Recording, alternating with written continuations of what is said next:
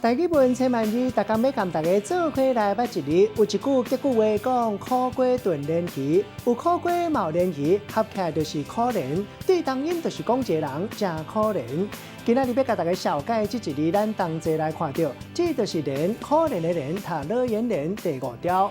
读莲这是读文音，鼻音是林，也毋过嘛有古早台语字典写莲的意思就是林，就是讲一个人痛痛哀伤，互人感觉唔甘，咱讲这个人真可怜。若是对于遭遇不幸的人表达同情，咱讲是怜悯，怜悯嘛当讲是怜惜，也毋过伫咧古早字典怜悯嘛有人情味的意思。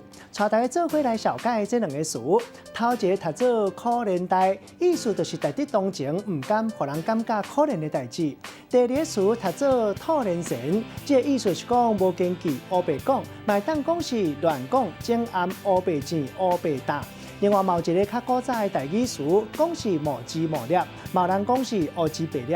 咱用一句话来举例，甲这2个词甲做伙。譬如讲，人咧讲心歹无人知，嘴歹上厉害；嘛有人讲心歹无人知，人歹可怜代。